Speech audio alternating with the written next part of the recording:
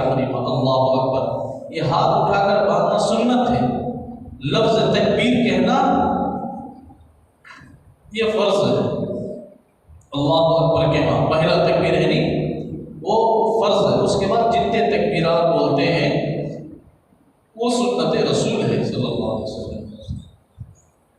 Number 2 क़ियाम करना यानी सीधा खड़ा होना। नंबर 3 क़िरात करना, क़िरात पढ़ना।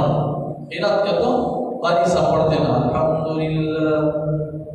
क़िरात के माने कुरान शरीफ पढ़ो। नंबर 4 रुकू करना।